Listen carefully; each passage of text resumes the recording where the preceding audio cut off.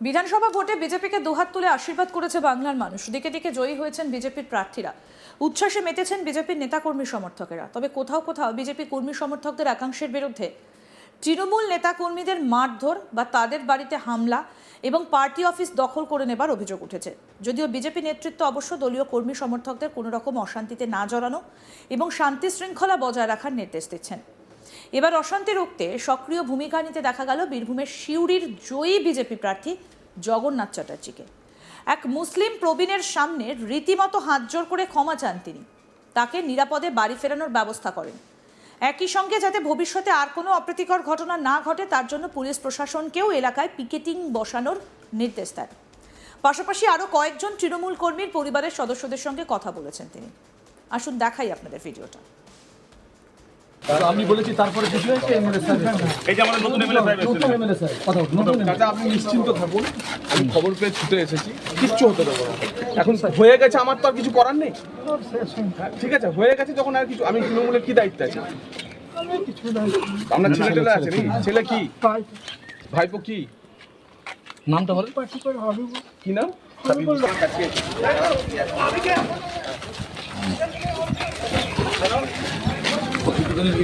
ফোর্সকেও বলে দেওয়া আছে দরকার আপনি একটু পিকেট বসিয়ে দেবেন। হ্যাঁ অলরেডি চলছে। হয়ে গেছে, আমি হাত জোর করে আপনাদের কাছে আমি ক্ষমা চাইছি। আমি হাত জোর করে ক্ষমা চাইছি আপনাদের কাছে, কিন্তু কি করা যাবে? আপনার বাড়ির লোকও চরম অত্যাচার করেছে 15 বছর ধরে, সেটা জানেন, কিন্তু তারপরেও আমি ক্ষমা চেয়ে যাচ্ছি। এই আপনাদের দোকান ধরে আমাদের কার্যকর্তাদের 5 ঘন্টা 7 ঘন্টা আটকে রেখেছিল, মারধর করেছিল, আমরা সেসব ভুলে গেছি। কিন্তু হয়ে গেছে যখন হয়ে গেছে, আপনার ছেলে অত্যাচারী ছেলে ছিল, কোনো অসুবিধা নেই, কিন্তু তবুও আমি আপনাদের কাছে হয়ে গেছে ঘটনা, আমি ক্ষমা চেয়ে যাচ্ছি। আর হবে না, আর হবে না। ঠিক আছে, আপনাদের দেখি 5 মিনিটের মধ্যে এখান থেকে সবাই নিজের নিজের বাড়ি চলে যাবে, কেউ দাঁড়াবে না, কেউ যেন না থাকে। আইসি সাহেব আপনাকে আমি বললাম অ্যারেস্ট করে রাখবেন যেন আগামী 5 বছর বেরোতে না। সেইগুলোকে আপনি ইয়ে বলুন। এইভাবে আপনি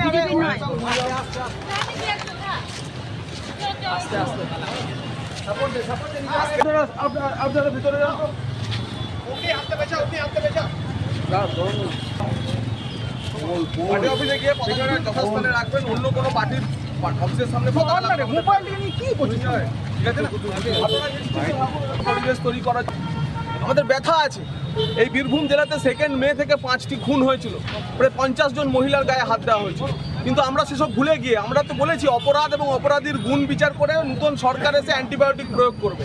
কিন্তু ভারতীয় গতকাল রাত থেকে হঠাৎ করে কিছু নতুন বিজেপি হয়েছে, তারা চতুর্দিকে তাণ্ডব চালাচ্ছে, এটা আমরা করতে দেবো না। আমি নিজে রাস্তায় নেমেছি। তার দায় কি বিজেপি নেবে? কোনো বিজেপি দায় নেবে না। পুলিশ প্রশাসন, আমি এসপিকেও বলে দিয়েছি যে কড়া ব্যবস্থা নিন যাতে আগামী 5 বছর এরা জেলে থাকে। আমরা বীরভূমে অশান্তি চাই না, আমরা তৃণমূল কংগ্রেস না, আমরা এই অশান্তি করতে দেবো না। আমি বলেছি তারপরে কিছু হয়েছে এমএলএ স্যার এই যে আমাদের নতুন এমএলএ সাহেব নতুন এমএলএ স্যার কথা নতুন চাচা আপনি নিশ্চিন্ত থাকুন, আমি খবর পেয়ে ছুটে এসেছি। দেখলেন তো কিভাবে সক্রিয় হয়ে বৃদ্ধকে বাড়ি ফেরানেন জগন্নাথ চ্যাটার্জি। হঠাৎ করে বিজেপি হওয়া কিছু লোকজন এমন কাজ করছে বলে দাবি জগন্নাথ চ্যাটার্জি। আসুন শোনাই কি বললেন তিনি। বীরভূমের মানুষকে কিভাবে যে কৃতজ্ঞতা প্রকাশ করব, ধন্যবাদ জানাবো, তা আমরা ভাষায় প্রকাশ করতে পারছি না। নত মস্তকে আপনাদের এই ভোটদান, আপনাদের এই জনাদেশ আমরা স্বীকার করে নিচ্ছি। গতকাল থেকে আমার তো ব্যক্তিগতভাবে ফোন বন্ধই হচ্ছে না। একটা ফোন ধরতে গেলে আর একটা ফোন চলে আসছে মাঝপথে। আমি কোনো কারোর সঙ্গেই কোনো কথা বলতে পারছি না। অজস্র মানুষ, হাজার হাজার মানুষ আমাকে তাদের শুভেচ্ছা বার্তা পাঠিয়েছেন। তাদের ব্যক্তিগতভাবে আমি কোনোভাবে জবাব দিতে পারছি না, তার কারণ সেই সুযোগই তৈরি হচ্ছে না। আমরা কৃতজ্ঞ আপনাদের জন্য, কিন্তু একই সঙ্গে কিছু কিছু জায়গায় জেলাতে একটু সমস্যা তৈরি হচ্ছে, কারণ হঠাৎ করে গত রাত থেকে কিছু নতুন বিজেপি তৈরি হয়েছে। কিছু দুষ্কৃতী তারা হঠাৎ করে বিজেপির ঝান্ডা নিয়ে বিভিন্ন জায়গায় তাণ্ডব শুরু করেছে, খবর আমাদের কাছে আসছে। একজনও ভারতীয় জনতা পার্টির কার্যকর্তারা এ ধরনের কাজ করছে না, কিন্তু যে দুষ্কৃতীরা এই কাজ করছে তাদের কিন্তু আমরা ছেড়ে দেবো না। ইতিমধ্যেই আমার পুলিশ প্রশাসনের সঙ্গে, জেলা শাসকের সঙ্গে, পুলিশ সুপারের সঙ্গে কথা হয়েছে।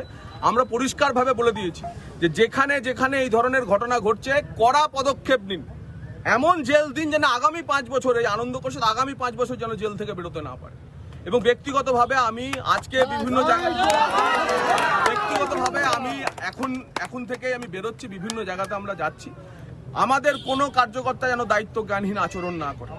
যারা হঠাৎ করে নতুন বিজেপি হয়েছে সেই নতুন বিজেপিদের জন্য ব্যবস্থা যা নেওয়ার প্রশাসন নেবে, সেই ভূতেদের বিরুদ্ধে প্রশাসন যা নেওয়ার ব্যবস্থা নেবে। আমরা বলেছিলাম 21-এর হিংসার পর আপনাদের ব্যথার আছে যে হিংসামুক্ত রাজনীতি, ভয়মুক্ত পরিবেশ পশ্চিমবঙ্গে তৈরি করব। প্রধানমন্ত্রীজি বলেছেন মহা জঙ্গল রাজ আমরা শেষ করব। আজ মহা জঙ্গল রাজ আপনাদের আশীর্বাদে শেষ হয়েছে। আমাদের প্রতিনিধি শান্তনু হাজরা কি প্রতিবেদন তুলে ধরেছেন দেখবো এবার। 21-এর নির্বাচনের যে ফলাফল প্রকাশ হয়, সেই ফলাফল প্রকাশের পর পোস্ট ভায়োলেন্স একেবারে বাংলা জুড়ে ঘটেছিল। রীতিমতোই সেই শিকারও হয়েছিল বীরভূমের বাসিন্দারাও। রীতিমতোই দেখা গিয়েছিল এই পোস্ট ভায়োলেন্স রুখতে একেবারে কেন্দ্র সরকারকে তরফ থেকে আসতে বাধ্য হয়েছিল সিবিআইকে। এই তদন্ত কিন্তু সিবিআই করছিল এবং রক্তাক্ত মতো ঘটনা, হত্যার মতো ঘটনা, নির্যাতন, অত্যাচারের মতো ঘটনা কিন্তু বারবার উঠে এসছে। ঠিক 5 বছর পর 2026, এই 26 সালে কিন্তু আবারও পরিবর্তন হয়েছে, একেবারে বাংলায় গেরুয়াময় হয়েছে। কিন্তু গেরুয়াময় হওয়া সত্ত্বেও রীতিমতোই তৃণমূল, বাম, কংগ্রেস সকলের একটাই বিস্ফোরক অভিযোগ ছিল বারবার, ভারতীয় জনতা পার্টি আসলে বাংলার বুকে তাহলে কিন্তু বিভিন্ন ধরনের কিন্তু সাম্প্রদায়িকতা উস্কানি দিয়ে একেবারে রণক্ষেত্র রূপ তুলে দেবে বাংলাকে। কিন্তু এই সমস্ত অভিযোগকে একেবারে হাতে কলমে মিথ্যা করে তুলল ভারতীয় জনতা পার্টির জয়ী প্রার্থী সিউড়ি বিধানসভা কেন্দ্রের প্রাক্তন সাংবাদিক জগন্নাথ চট্টোপাধ্যায়। জগন্নাথ চট্টোপাধ্যায়ের এমন একটি চিত্র দেখা গেল, এদিন তিনি যখন জয়ী হয়েছেন, জয়ী হওয়ার পর বিভিন্ন জায়গায় ঘটনা উঠে আসছে যে তৃণমূলের দলীয় কার্যালয় দখল হচ্ছে। এমনকি কিছু কিছু দলীয় কার্যালয়ে এমনও চিত্র উঠে আসছে সেখানে স্ব-ইচ্ছায় তৃণমূল কর্মীরা বিজেপির যে কর্মী সমর্থক রয়েছে তাদের হাতে চাবি তুলে দিচ্ছে। এর সাথে সাথেই কিন্তু দেখা গিয়েছে যে বীরভূম জেলার সিউড়ি বিধানসভার অন্তর্গত এলাকায় দেখা গিয়েছে যে একজন মুসলিম সম্প্রদায়ের ব্যক্তি, তিনি কিন্তু তাকে ঘরে ফেরালেন এবং তার বাড়িতে একটি বিক্ষিপ্ত ছোট ঘটনা হয়েছে। তার জন্যই জগন্নাথ চট্টোপাধ্যায় মুসলিম সম্প্রদায়ের ব্যক্তির কাছে একেবারে হাত জোড় করে ক্ষমা চাইলেন। ক্ষমা চাওয়ার পর কিন্তু তিনি পুলিশকে স্পষ্ট বলে দিলেন যে এখানে পুলিশ পিকেটিং করুন এবং দরকার পড়লে একটি পুলিশ ক্যাম্প করুন, কোনোভাবেই হিংসা বরদাস্ত করা হবে না, এমনটাই তিনি কিন্তু স্পষ্ট বার্তা দিয়েছেন।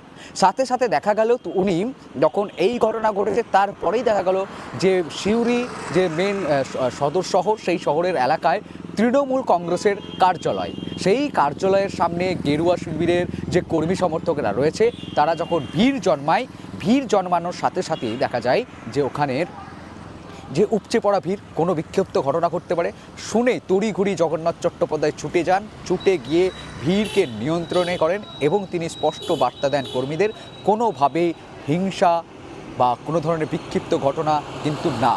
তারা বলছে যে মানুষ ভারতীয় জনতা পার্টিকে দুহাত ভরে ভোট দিয়েছে, পদ্ম ফুল ফুটেছে, একেবারে শান্তি এবং কোমল থাকবে বাংলা, এমন বার্তা দিয়ে তাদের কর্মীদেরকে কিন্তু ঘুরিয়ে দিয়েছে।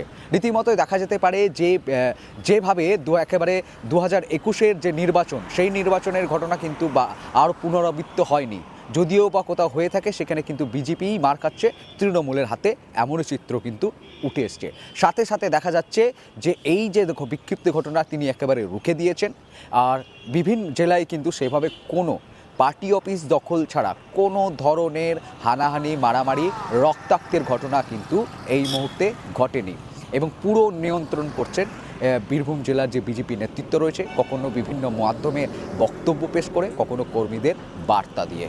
একেবারে যে সৌহার্দ্যের সম্পর্ক, রাজনৈতিক জয়, সেই জয়ের পর কোনো হিংসাত্মক ঘটনা ঘটাতে দেননি জগন্নাথ চট্টোপাধ্যায়।